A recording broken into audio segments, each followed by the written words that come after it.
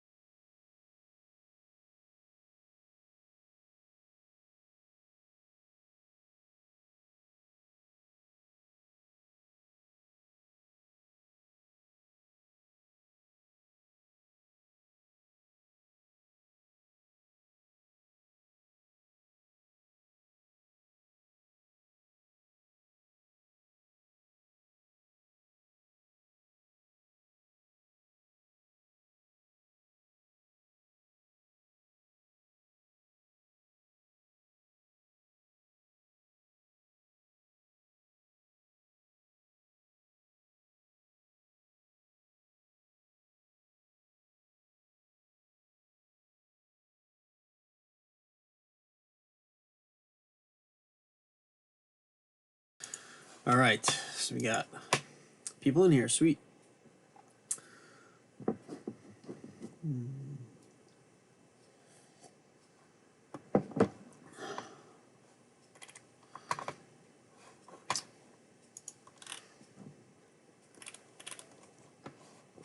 All right. Bitcoin's going to zero. We're all going to be broke and die. All right. Well, that's it for the stream. I appreciate you guys stopping by. I guess I'll never see you again. Exit scam. Peace. Okay, so Bitcoin is going down, and I anticipate a big bounce soon. Now, so on the way down, if you guys saw, I mean, everybody in the group knows what I was talking about. I just had to make a post on Twitter and just say, I'm assuming everybody can hear me, right? I'm pretty sure I enabled my microphone. Let me just double check. Yeah, my mic's on, so we should be good. Am I? Yeah, I'm Jewish. What are you talking about? You guys can hear me, right? Just to confirm in the text on the chat on YouTube. I just want to make sure. Because I've had issues with my mic before.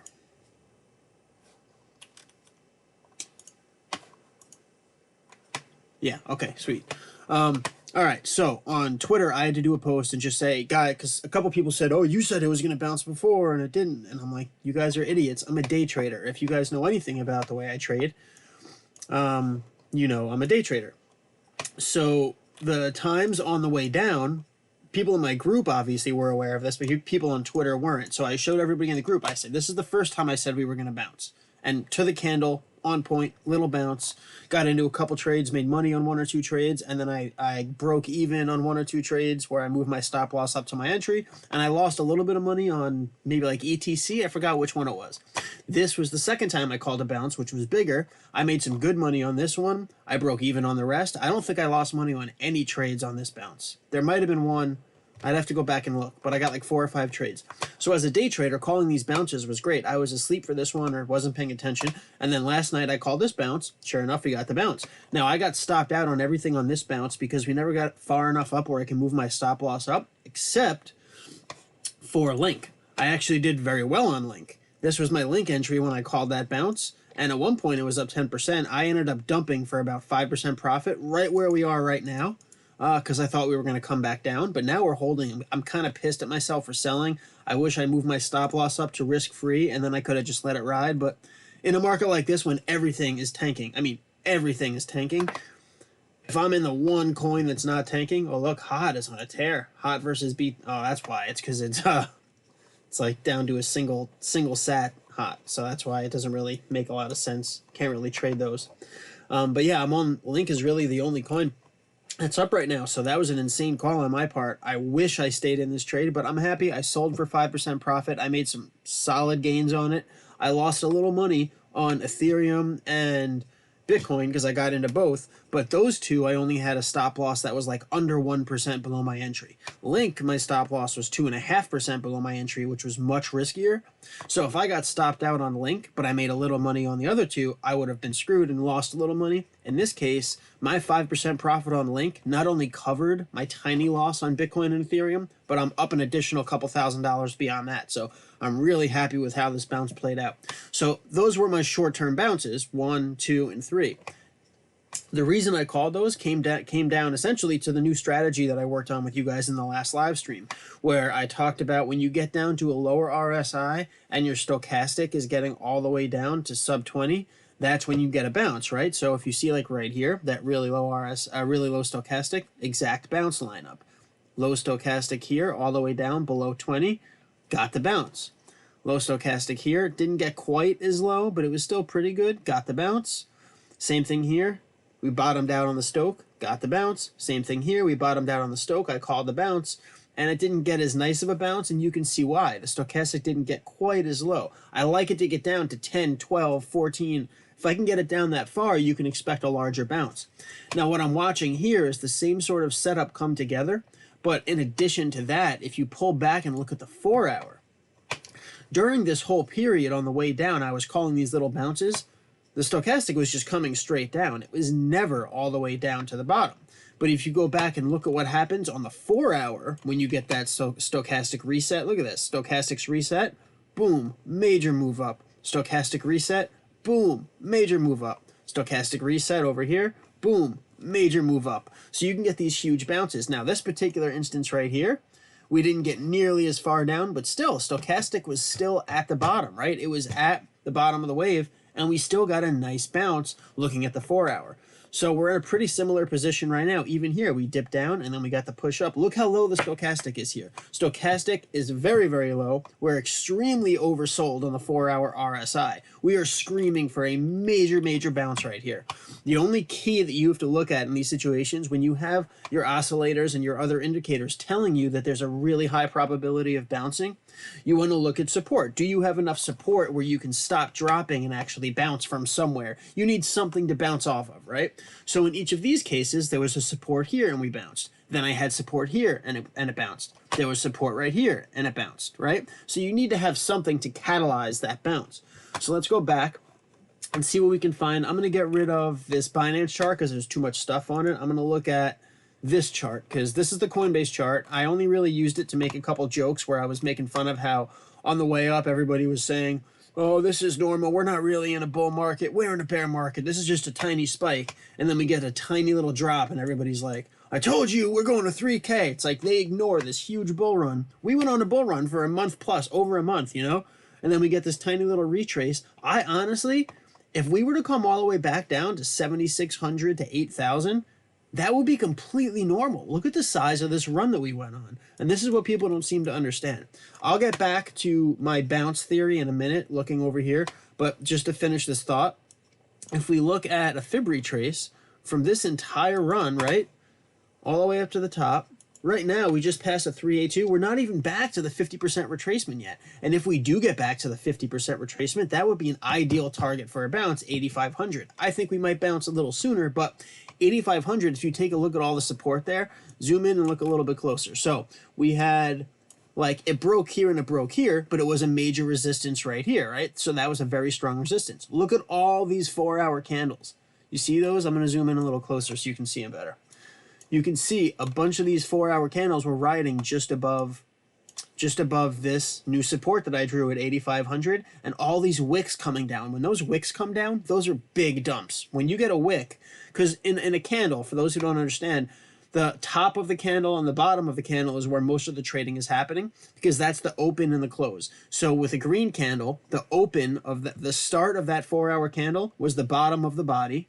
The close of that 4-hour candle was the top of the body. The top of the wick was the highest we reached. Then we came back down and closed down here.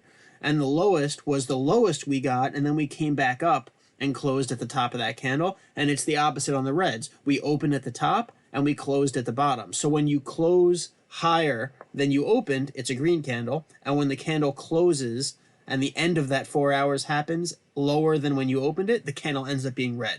So in those wicks, those are big dumps. So these are huge dumps. People trying to push the price down, people unloading huge amounts, and it keeps getting caught at that 8,500 and bouncing right back up. So that tells me when you see wicks bouncing off of a support, even more than these candles right here shows me that there was a majority of trading. It was the open and the close on these candles were right here on the 8,500. But getting those big wicks come down and they just instantly bounce off of that support and shoot back up, that's a very strong support. So 8,500 is a really strong support. If you look over here, you had a lot of trouble getting through and back through that support. So again, rejection right here from just below 8,500. So again, 8,500 is a really key support here looking at this particular chart. All the charts are different. Even if I go pretty much back to October, you can see again a lot of support there, big resistance, many rejections. We pushed through, and then there were like 10 candles, 15 4-hour candles in a row with these big wicks getting support. So 8,500 is going to be key. If we can push down to 8,500 here, which isn't too far, it's $200 more. We're at 8,700 now. 8,500 could be the bottom, and then we get a huge launch of like $1,000 back up. It's very possible. I'm not saying I'm officially calling it or anything, but it is very possible. I just wanted to show you, since we're looking for supports, 8,500 is a good one that we can look at. And we're not that far off. I mean, we even just spiked down to 8,600, so it's only another $100 down. I think it's very possible. We might need one more candle to do it. This 4-hour candle just started, so that essentially means we have 3 hours. We're pushing down to 8,600. It could happen. It could happen within this candle. So what happens normally, when you have a candle like this where you're pushing down really hard, if that candle in the middle of that 4 hours turns bullish, you end up getting something like a hammer, right? So you'll get this big dump down, a huge red line, and then by the end of the 4 hours, what does the bottom become? We just talked about what candlesticks mean, right? When you're looking at candles, the bottom of the candle is going to be the low. That's where the wick ends up, right? So it could end up with the wick right around 8,500, and then the whole body of the candle can go all the way up to the top right before it closes, and that's how you get a hammer.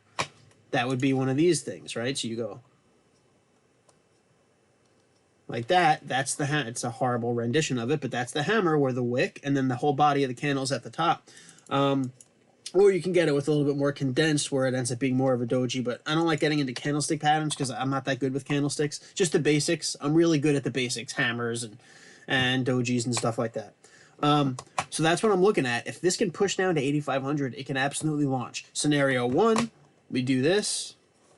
Scenario 1 is we go all the way down to 8,500, bounce up, get the body of the candle up here, and that ends up with a bullish hammer. Then after these 3 hours, when we get on to the next candle, it's just going to be a fucking moonshot. Like, not literally, not to 20K or anything, but it's going to be a really solid bounce. It's going to go up $1,000 or something like that. Very possibly. The other scenario that we could see, the way it might play out, is instead of waiting for that 3 hours to end, we could pull all the way back up and sit right around, oh, that's already what I said. We can sit around 9,000, close this candle out, and move on. It's extremely unlikely that before this 3 hours from now on, right, this 4-hour candle, I don't think this candle is going to turn green and actually pump. So I think it's going to take another 3 hours before we get back above 9K. I could be wrong, but I'm thinking we will not be back above 9K until this 4-hour candle is over. We'll have to play it by ear and see what happens, but that's generally the best case scenario for the bullish outlook. This bounce is so goddamn close, and I think it's going to be really big. I'm trying to go back because the way I was able to predict what happened with that last BTC scenario, for those who haven't seen my last live stream yet, let me just go back and quickly show you. I just posted like an excerpt from it on Twitter. I actually shared, normally my live streams are only for premium members, but I shared that last live stream with everybody on Twitter just to kind of give them some insight into what we do.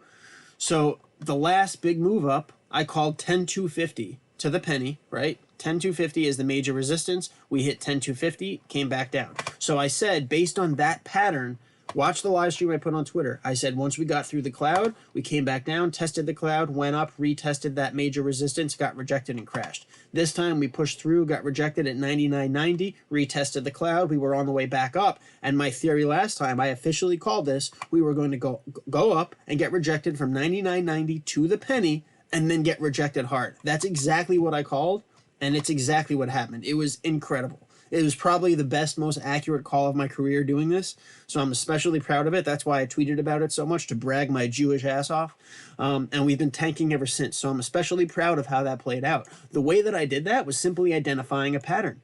A week before, we saw X, Y, and Z. Well, this time we saw X, Y, and half of Z. So what's the logical conclusion you can draw from that? We're going to see the completion of that Z, and we're going to see the exact result that we saw when we had the identical pattern previously.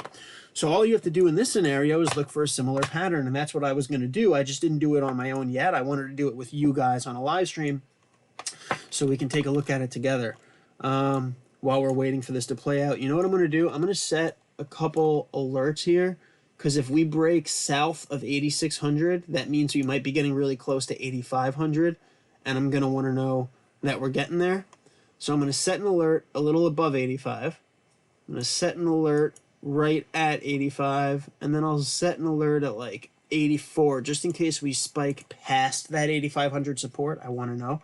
And again, if we go past 8,500 a little bit with a quick wick, that doesn't invalidate the 8,500 support. Like, look, you'll see a lot of the times, like, this was a good support right here at 94.51, right? Because we had a big wick here, we got rejected and came back up. This wick came through, one of these wicks came through, but then again, we had a lot of support from this area, just like we had a ton of resistance from that area over here, even though occasionally candles would push through. When you have a support, it doesn't have to be perfect. It's not like the tiniest wick invalidates it. You just want to have a generally strong area where you can say, okay, it's not 100% guaranteed that this exact level will hold, but there's a good 75, 80, 85, 90% chance that that level's going to hold. That's what you're looking for a strong support. And that's what we have here with 8,500. So I'm not worried about getting invalidated. I also don't know if this single candle is going to push all the way down. However, I'm hoping it does, because if we can get this 1 4-hour candle to close, bouncing off of that support, it would be perfect. We're back on the hourly now, so there's only 7 minutes left on this particular candle. I'd like it to slow down and just take like 2 more hours, 3 more hours, get to 8,500 and launch. That would be beautiful. And if that happens, once we're sitting right at 8,500, I'm going to be entering some trades. I'm not going to advise that anybody else does, because of course it's going to be risky. But if you're going to do it anyway, and you're not doing it because I'm telling you to, and you're going to be buying, just so you know what I'm doing, I will enter as close as I can to 8,500 on BTC. I will enter to Ethereum at the same time, since the prices aren't matched up, and you can see Ethereum is down 11%, Bitcoin's only down 7%. So Ethereum tends to move a lot more than Bitcoin. So if I get into Bitcoin right at that support, and I get into Ethereum at pretty much the same time, I'm going to have to risk a little bit more on Ethereum, but I'll be able to place my stop loss a little bit below that support region on Bitcoin. And then I can put my support, 2 or 3% below my entry on Ethereum. If we do indeed get the bounce, forget Bitcoin, Ethereum is going to go up 10%. So Bitcoin might bounce 3 or 4%.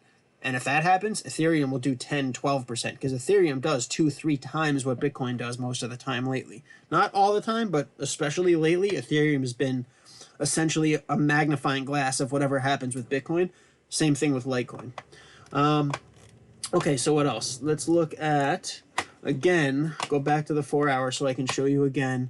I wanted to look for any prior patterns that we can use. Now, finding supports are easy. We have that 8,500, which is clear-cut support. Now, the next one down would probably be the bottom. I can get rid of these. Were just all, from that joke that I made, so I can get rid of these just to clean up the chart a bit. So the bottom down here looks like it might be a strong support. So let's add another. Yeah, so this big dip here, that fell on 82.50. That's a strong support. Check this out. We got a lot of rejections from right there. We poked through a little bit here. This might end up being more of like a range from the top of this range to the bottom. We can maybe consider this a whole support range, since a lot of the time we break through, go to the other side, bounce back, go to the other side, bounce back, get through. In this case, we pushed through, got rejected from the other side, bounce back again. So this might actually be a good support range to consider. But let's look at the bottom one, since I haven't gone back. You always want to look left on the chart and kind of go back in time to see how it worked. So going back, it's not as precise. Maybe I'd move it up a tiny bit, but you can see major support or a lot of resistance here, a lot of support right here, a lot of resistance here, same thing. So both of those are actually really great support and resistance. 8,500 and 82.60 are superb support and resistance that we can use. And then going all the way down, I would say this is actually perfect too. Check this out, guys. Kind of you spot these with the naked eye once you've been at it for a while, right? You could just kind of like see it, and then you fill it in with your mind, and then you put a line there, and then it makes more sense. Major rejection right here, right? A lot of support over here too. That looks like 7,800 is a pretty damn solid support. Now let's look back to the right again. Yeah, in this case it dipped down a little bit further, but still that general area was a pretty strong support. That's another really good support we should keep an eye on, 7,800. Shorter term, if I was looking at the hourly chart, I'd probably look at around here in the middle of the 7s to the low 8s. I would be looking at 82. I know I had some supports on my 1 hour chart around 81, 90, a little lower than 82.60. But on the 4 hour chart, you can see that 82.60 is really, really good support as well. So we have a lot of support below us right here. We're not going back to 6K. I can't imagine a scenario where that happens. I would be absolutely blown away if that happened. I would get naked and run backwards through a cornfield if that happened. It's just not something that I could possibly conceive of happening. That's usually what I do in the weekends anyway, so I don't really need anything special to happen. But anyway, now past patterns where we can see something similar, I honestly, looking back on the 4 hour, I'm having a lot of trouble finding a sub 20 RSI and a sub 15 stochastic on a 4 hour chart. Let's see, look at it together. Let's just go back. There we go. So that's pretty low. The stochastic's really low. And you can see what happens. Look, when the stochastic gets that low, you can see we end up, okay, so we kept going down in this case. It's not every single time. We kept going down before we bounced, but then we got the huge bounce. Here we go. So here we go. Really low RSI, low stochastic. What happened? That was actually the actual start of the big run, guys. Look at that. That's insane. So the last time we had stochastic and RSI this low at the same time, where we had, that was another one back here, but right here, where we had 20, or about 20 on the RSI on the 4 hour. If you trace right, if you follow the dotted line to the right, look where it is. So right here, we had about a 20 RSI, which is right where we are currently. And that was the start of that major run up. And at the same time, we had a nice low reset on the stochastic. It wasn't even this low, but it was still pretty low. And that was before we got into that huge run that took us through an entire month from the end of December all the way to the end of February, halfway through February, till February 15th. That's amazing. So so far, we're pretty similar to what happened there. And now if we go back, the RSI was also that low where it was down 10 to 20 before we started the first push up, and then we came back down and made another push up. So it's theoretically possible. I don't want to get ahead of myself and get everybody too excited, but since last time, I came up with a great call based on looking at past history. Look at this. Low RSI, stochastic, same thing. We're about at the same levels. 7 to 15 on the stoch, 10 to 20 on the RSI. And look what happened immediately after that. What did BTC do? I can't even get up that high. Went on a 40% spike.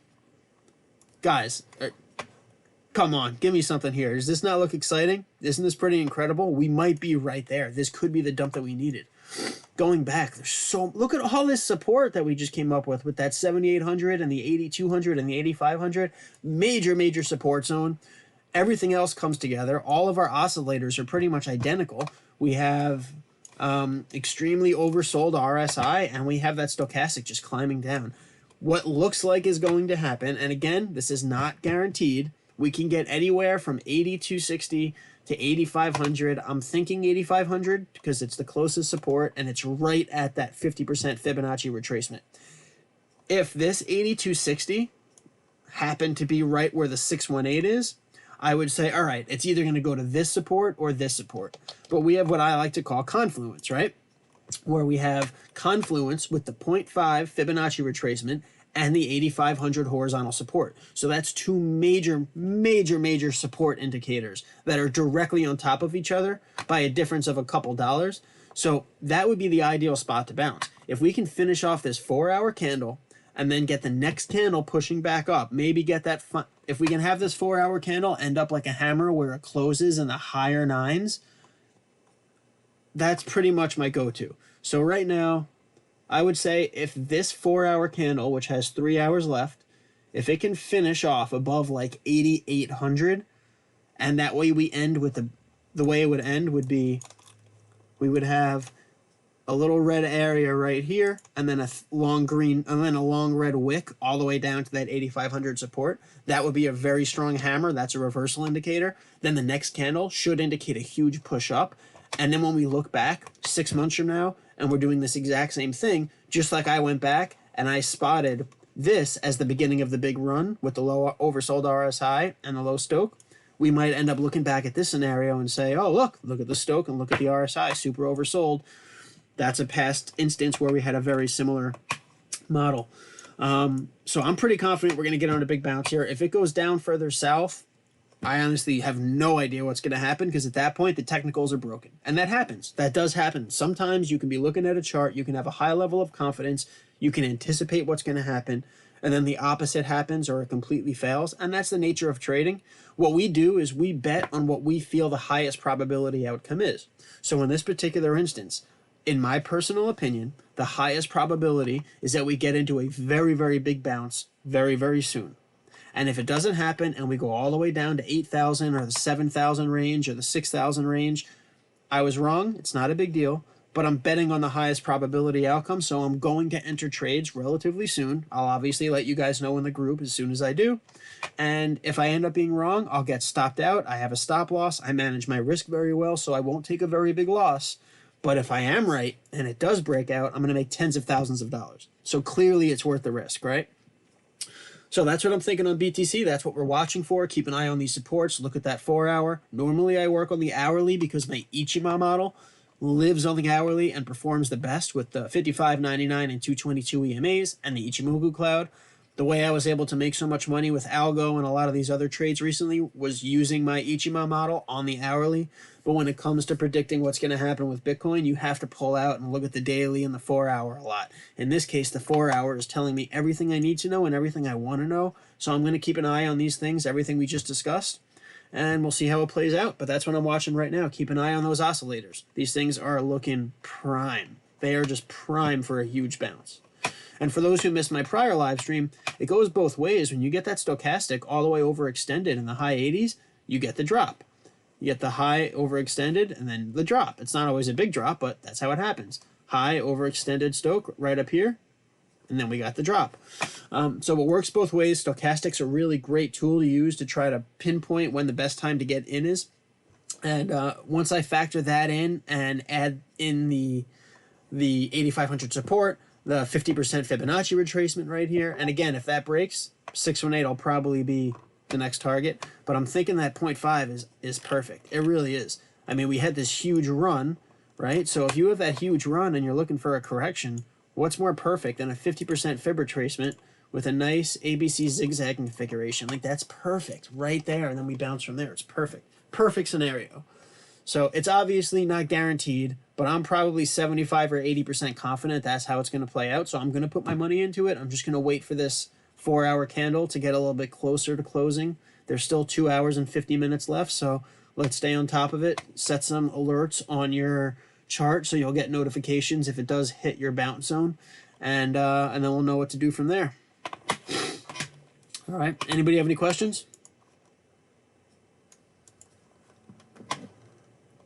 Let's see if there were any questions that I missed from the live stream chat. 618 seems more likely. Well, I mean, that's what I was saying before. 618, if the 0.5 fails, then I would say so. But, I mean, who is that, I or nobody? Would you agree with me that even though the 618 feels like it would be an ideal retracement, the fact that we have this really strong support at the 0.5 and we have these oscillators that are in such prime launch zone condition, all of that combined, doesn't that tell you that there might be a good chance that the 0.5 would actually be the bottom instead of the 618? That's what I'm talking about. So that's why I'm thinking normally I would say, yeah, the 618, if this support, like I said, if that support where I noticed all the support over here, if that was actually at the 618, I would say the 618 is more likely, because usually it is. 618 is the golden ratio, right? That's where you want to retrace to before you launch. But given how extended all these oscillators are, it already looks like it's ready to launch now. I just don't think it can until it hits one of these supports. And since it's so close to the 0.5, I feel like that's more likely. But if it dumps really hard in this same 4-hour candle and pushes all the way to the 618, then yes, you're 100% right. 618 will be the bounce zone. But so far, I'm thinking it's going to be here just because of proximity, because of how the oscillators look, how low and overextended they are. That's major, major oversold action on the RSI and Stoke.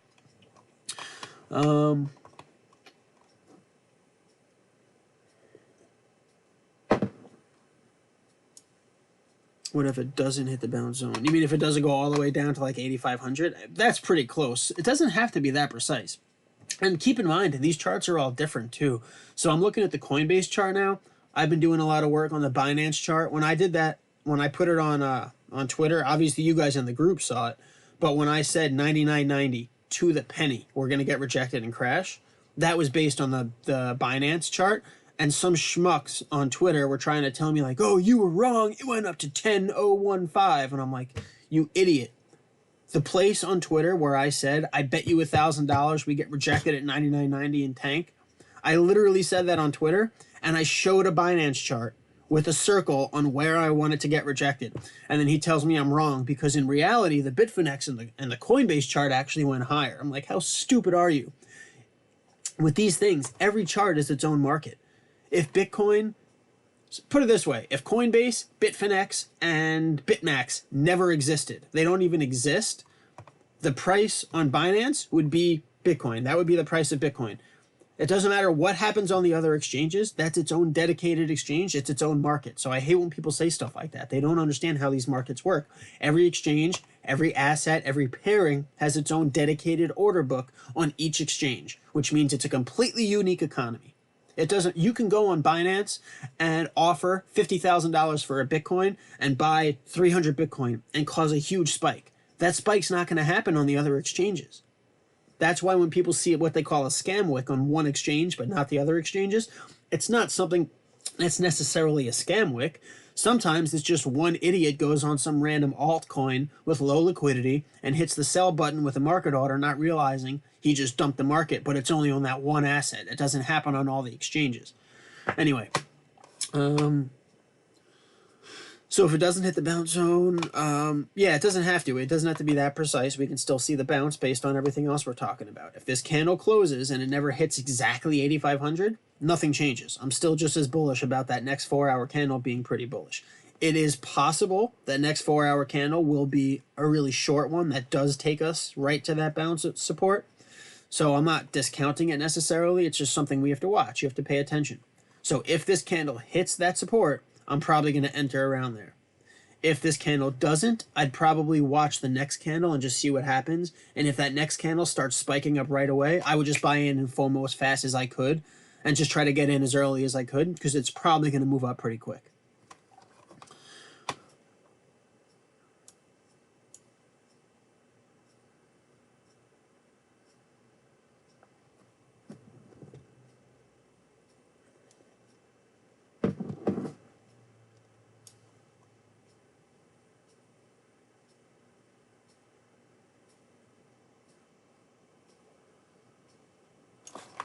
I haven't really looked at the daily. Let's take a look. Yeah, that's actually interesting. If you look at the daily, that's pretty cool. Talk about confluence. Look at the top of the cloud right there. And you have the 50% retracement and the 222 EMA. So you have my Ichima supports. Now, I've never suggested anybody use my Ichima model on the daily. It really only works on the hourly. It works a little bit on the 15-minute. It works on the hourly, and it does work pretty well on the 4-hour. It works perfectly on the hourly. That's where it lives. That's its home. But if you look at how the cloud is designed, look at this, man. This is on the daily. Look how the cloud just sort of smashes this thing down. We were on a huge run, and the cloud is just like, go fuck yourself and go to hell. And it just drops straight down at that exact curvature. That's pretty impressive. So that should show you how strong the cloud is. What are one of the other principles we use with the cloud for everybody who's familiar with my work is once you bounce or once you get through and you bounce off one side of the cloud, you usually go to the other side of the cloud. Again, stuck in that cloud until you finally break through. So the cloud definitely works. It definitely applies even on the daily, even if my full Ichima model with the EMAs doesn't work as consistently. I'd say that cloud sitting right there is also another very strong sign that this could be the perfect support zone. And even look at this, even on the daily, the stochastic's getting down to reset territory. Let's go back and see how it looks on the daily real quick, and then I'll let you guys go. So when the stochastic gets down that low, what do we see? So it was down that low right here, right? So let's trace this up. Uh-oh, SpaghettiOs. Massive bounce, right? After this bottom out on the stoch. Let's look at the last bottom out on the stoch right here. What happened? Uh-oh, massive run. This time it bottomed out on the stoch, and we got a tiny little bounce, 5 or 6%, nothing too impressive. This time it bottomed out on the stoch, right? And that started the big, humongous run. This time the stoch bottomed out, and it kept going down. So that is possible. You know, it's not perfect. It doesn't work every time.